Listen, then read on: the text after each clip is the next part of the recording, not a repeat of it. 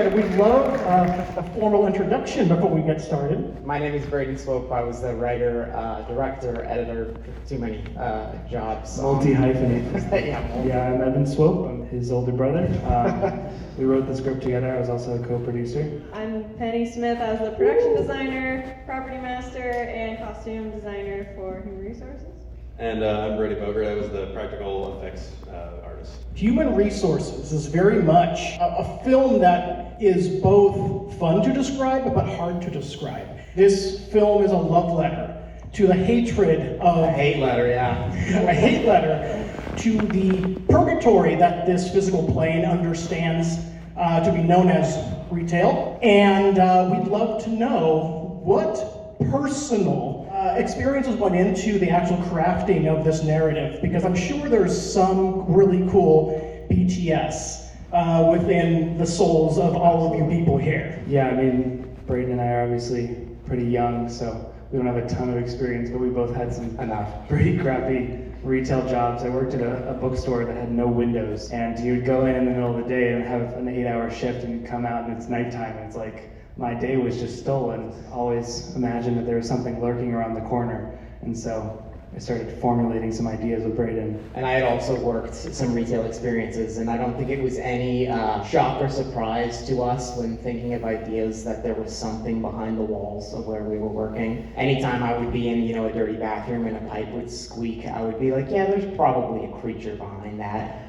It wouldn't surprise me if something popped out and ate me at this point. And ever since I've pitched it to everyone seems to connect to it, because he's just like, it's retail hell. And they're like, okay, yeah, I get it. So it was very universal in that sense. And you touched a little bit just now on, making a feature while also happening to be young.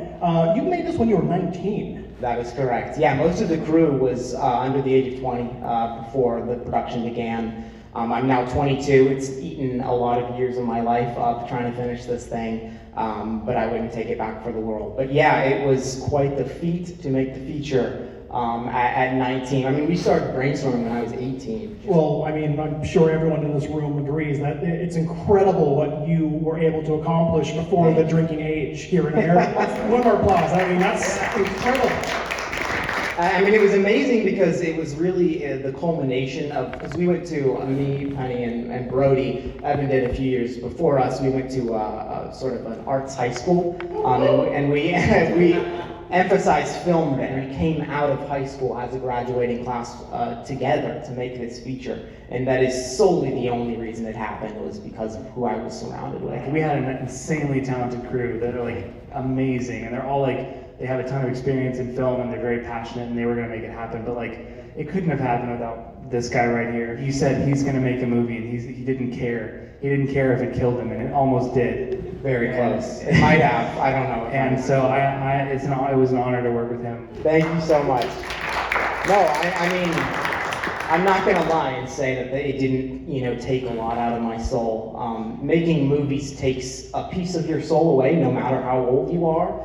And doing it at 19 and then COVID hitting and cutting the film, and I did VFX and Foley myself, because at this stage you either pay someone to do it or you do it yourself. And I was sort of staring down the tunnel of, I have to do 9 things myself. It was very hard, and there's a lot of times where it was very lonely cutting the film, but it's just so great that I can share it with people at this point. It makes it all worth it. I really loved how this film touches on a very important topic. That being the lack of care corporate America has for its minimum wage workforce here in this country. What inspired you to give it such a new breath to tell that tale in such a powerful metaphor? It's a very meaningful and necessary message that you've touched on in this unique way. Can you explain a little more on that? I'm so glad you say that, and I think to start by answering your question, it comes out of that personal grief that we felt having and experiencing those hours at those jobs when Sam is just staring at the punch-out clock. And I just couldn't, tell you how many times I had done something like that, just waiting for the ticking time bomb to go off so you could finally be free for the night at 10 p.m. after working 8 hours. To answer your question in a personal way, it felt like we had to say it. And I'm sure you can add on to that from a writer's perspective. Yeah, we certainly had a lot of discussions about kind of the politics of the film, when we were writing it and how we wanted to really make a statement about how workers are treated. But we also didn't want it to be like too on the nose, like hitting you over the head with it. We thought a lot about the title, and kind of the title, I think, Right. is a pretty, kind of sums up what we're trying to say, is like human resources is like we're being used as a tool for something that, something bigger. As in corporate America, it's to serve, whatever, the owner or the stockholder or the bottom line. And we were like, but what if the bottom line was literally Yeah. represented by like demons that like ate money and like. And we wanted to tell it in a way that was like, you take the feed the beast metaphor into something that is reality. And the desperation, honestly, of middle managers to continue that trend. And it's what it literally jumped out to be on the screen. So. Well, jumping out on the screen is something that this film also really does so well. What are some of the inspirations that went into making Brooks stand out as such a unexpectedly great atmosphere for a horror feature? The Red Room is actually my favorite set because we actually built that set. We built it in my garage, and it was really, really fun to build. But yeah, obviously the inspiration for the actual hardware store was, those huge hardware stores that seemingly have no end, like Home Depot, Lowe's. The fact that we filmed it in several different hardware stores, you kind of don't know always exactly which way you're going. It feels very maze-like. I think that the store we were ultimately able to create was very dream-like in the way that you're kind of stumbling around, not really sure which direction is up or down or sideways, and I think that was really, really interesting. I think a great part of how the sort of art direction came about was from we were just filming in stores.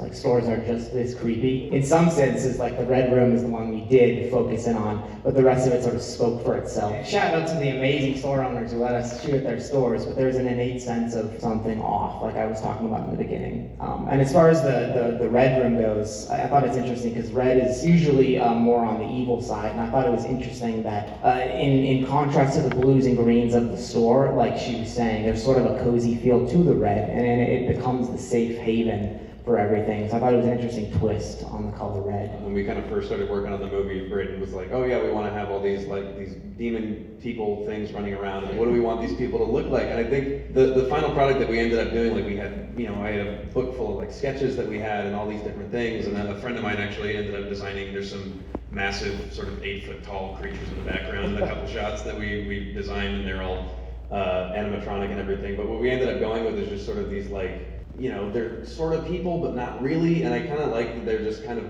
have these weird messed up masks, and you can't really like figure out what they are shape-wise, that kind of thing. Hidden in darkness and everything. And I think someone we can't forget in the visual process is obviously our DP, Cooper Leon, and he and I's color processes. It was a huge part of crafting that look because, there were color tones that didn't match when we went into the coloring process from just literally different types of lights being used in different hardware stores.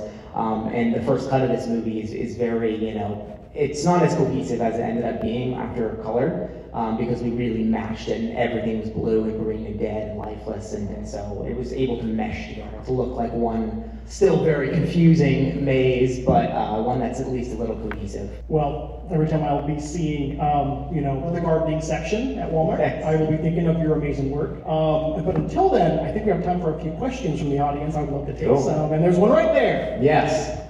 Okay, what kind of lenses did you guys use? We shot on the Rokinon lenses. We used the Blackmagic Pocket 4K. We had one with the Rokinon primes, which honestly did the job pretty great. Loved them. And something sort of cheap in a way that was great because this movie was, during production, only made for $5,000. And so we didn't have access to cinema cameras. Blackmagic Pocket got it done. And so it was honestly, more a shout out to that camera even than to the lenses, because that thing was a lifesaver. It gives a certain versatility to shooting when it's so small. You mentioned that the post took a long time, but how long was the actual shoot, the production? The production was 22 principal days and 3 pickup days, I believe. And they were very, varying ranges of lengths of days because we were dealing with short hours a lot of the times. There's almost never the case, there's a few scenes, but there's almost never the case that you're seeing hardware stores during closed hours that we could barely get them to do, daytime hours. hours. So originally the film was envisioned as entirely taking place during the night shifts, and we quickly realized that was not going to be the reality. Once they're like, you want to, unleash demon extras after we're closed. And I just want to say, the thing that astounds me the most about this film is how Braden and our other producer, Kendall, were able to convince multiple hardware stores to let them film during business hours. And the things they did, some of them the owners didn't know about. Like pouring black goo on the shelves and stuff like that. Yes. It feels like a miracle that the police were not called multiple times. Well, actually, the time when Gene catches the creepy customer, when he's spitting up the goo, someone did see that. That was filmed during business hours, and someone shouted, call the police, call the police. And the owner was just like the most laid back woman, and she's like, no, they're just shooting a movie. You don't need to call the police. We had this tube running into his hand, and there's like we had Yeah. a really long shot where he blood pouring. And there's out. customers coming up from the back. Yeah, and this guy just walked in, and just saw some dude who was, it had a throat slit basically, and was horrified. So there were some workarounds for shooting during business hours. But there were a few times, notably when all the extras come out at the end, the extras in the costumes after business hours, one of the few times we were allowed, where we had some hands literally flickering the lights of the store on and off, and we accidentally turned off their point of sale system for 2 weeks. And they still let us back. The security cameras were wiped too. So yes, some interesting stuff happened over some flickering lights, but the effect is cool. So, there you go. We can attest. Yeah. For each of you, like your favorite scene out of the film. I mean, I'm going to take the best one, I apologize, is when Gene talks to the wall, because we actually locked him off in a room with the camera remotely operated, with the boom just set up on a C-stand, and he just performed, like he just did multiple takes over and over, and he's shouting at the wall. But yeah, and then we eventually ended up working with a fantastic voice actress named Rachel Ryle, who does that announcer voice, who eventually talks to Gene. Blew me away. Still to this day, sitting here, I get chills seeing him perform. So. Yeah, I'm gonna say the same thing, but like Braden and I when we were writing this script, and we spent a lot of time, that's something we haven't really talked about as much as the writing process, which took a lot of time, and but we would have these things called standing moments when we were writing, and it would be a moment when we came up with an idea that excited us so much, we would literally like stand up on the chair. One of my favorites was when we came up with the idea for intercutting between Brian yelling at Sam, turning the narrative, and then intercutting between that and Gene talking to the wall, and you realize like, I've been wrong about this. This guy is like, there's something inhuman about all this. Like that got us like so pumped, and it's pretty much like exactly what we envisioned we were writing it. So every time I see it, it's just like that. Just like it's so satisfying. It's like straight out of our brains. I do love that scene, but there is a scene earlier in the film that I always find really relatable. There on Sam's first day, right when he is on register alone for the first time, and he's practicing what he's going to say to a customer if a customer happens to show up, and he's, trying out different voices and stuff. That was like me at my day job in a small too place. close to home. Yeah, so every time I see it, I'm like, that's definitely a very relatable, it's very emblematic of Sam's entire character, and also it's like looking in a mirror in that scene, so that's definitely one of my favorites. I think, you guys are all putting out these very like emotional, like good scenes. I'm simple, like I discussed it, but like I love the scene where he just like slashes demons. I think that's just was one of my favorite scenes to shoot as well, just because we went back to our arts high school. Yeah, we had tarps everywhere, and I was like, it'll be fine, there won't be blood on anything. And then like lo and behold, like 6 gallons of cornstarch and water. It was peeling people's shoes off, like peeling the soles off of stuff. It was like one by one. It was like the shoe would come off, the sock would cut, and then the foot would come off. Yeah, and then your foot would come off, clean off. It was also just really fun. I mean, we basically hung out and got really sticky, and then just sprayed blood everywhere for like 4 hours. How long it took you to write it? Like completely come up with the script and everything, finalized? You pitched it to me in September of 2018, and we finished the first draft like a week.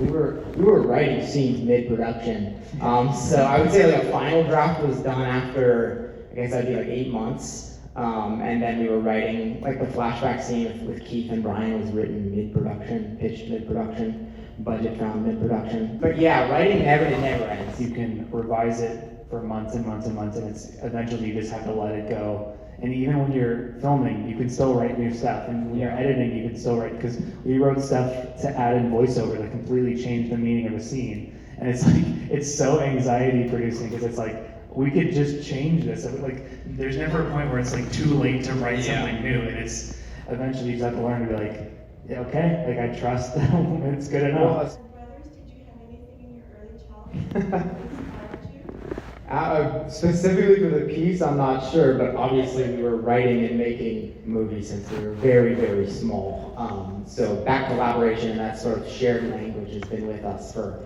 over however long I've been alive. I mean, my older brother. We got kind of like started with like making movies when like we would just fill tapes and tapes with just like random movies and like parodies of movie, like, and they just go on, and we would be pitching ideas to each other. I was like, what, like 8 and you were like 6 or something. Like, we would be just coming up with ideas constantly, and like, Which is where I think those like standing moments you talked about kind of come from, because it's almost like we're digging into our roots and being like, feeling like children again in that way, just being so, excited to create. We at the Oceanside International Film Festival want to thank you all deeply for not just allowing us a chance to share this wonderful work, but for creating such wonderful work for the world to enjoy itself.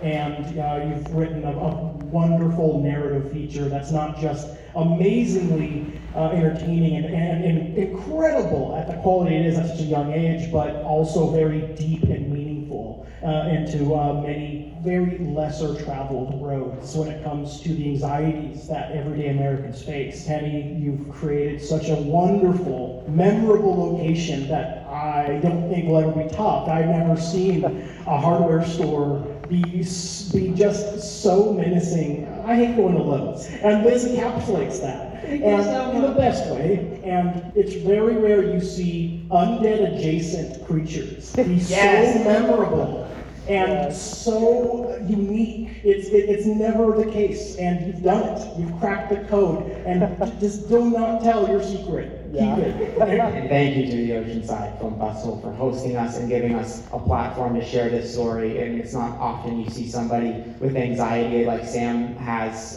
portrayed in film, even to begin with, even detached from the work side of things. It was a very important story to tell. About conquering your fears in the best way possible. And so getting to share that in a platform and screen it for people and hear you guys ask questions, and it's certainly just been phenomenal and fantastic. So thank you for giving us a platform. It means so much. Well, the whole team here thanks you all for giving us the chance to share it. And that being said, please, one more round of applause for the Thank you, sir. Thank you, sir.